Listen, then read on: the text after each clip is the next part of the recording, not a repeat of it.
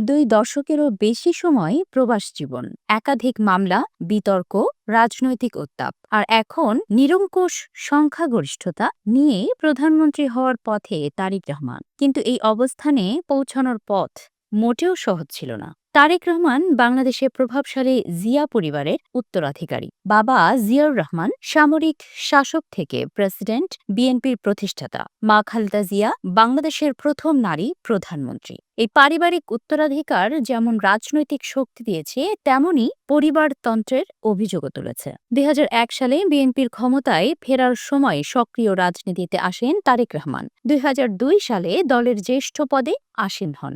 সমর্থকদের মতে তিনি সংগঠক, সমালোচকদের মতে ক্ষমতার কেন্দ্রে প্রভাবশালী। ২০০৭ সালে তত্ত্বাবধায়ক সরকারের সময় দুর্নীতি অভিযোগে গ্রেফতার হন। ১৮ মাস কারাগারে থাকার পর চিকিৎসার জন্য লন্ডনে যান। পরবর্তী ১৭ বছর তিনি দেশে ফিরতে পারেননি। এই সময় তার বিরুদ্ধে একাধিক মামলায় অনুপস্থিতিতেই সাজা দেওয়া হয়। তবে রাজনৈতিক পরিবর্তনের পর সব অভিযোগ থেকে খালাস পান।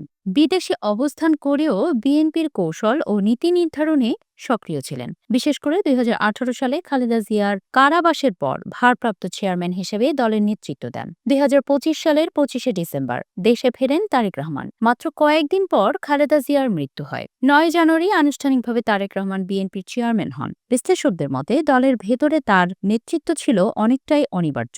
সমালোচকদের অভিযোগ এটি পরিবারতন্ত্রের ধারাবাহিকতা। দলের নেতাদের বক্তব্য, সংকটকালে জিয়া পরিবারের বাইরে বিকল্প নেতৃত্ব তৈরি সম্ভব ছিল না। রাজনৈতিক বিশ্লেষকদের মতে তারেক রহমানের আসল পরীক্ষা এখন শুরু। তিনি কি দলীয় নেতার সীমা পেরিয়ে একজন রাষ্ট্রনায়ক হতে পারবেন? তিনি কি সংঘাত ও প্রতিশোধের রাজনীতি থেকে বেরিয়ে স্থিতিশীলতা আনতে পারবেন? প্রবাস, মামলা, বিতর্ক সব পেরিয়ে এখন তারেক রহমান বাংলাদেশের নেতৃত্বের দ্বার প্রান্তে। কিন্তু ইতিহাস বলছে ক্ষমতায় ওঠা যত কঠিন, ক্ষমতায় টিকে থাকা তার চেয়েও কঠিন।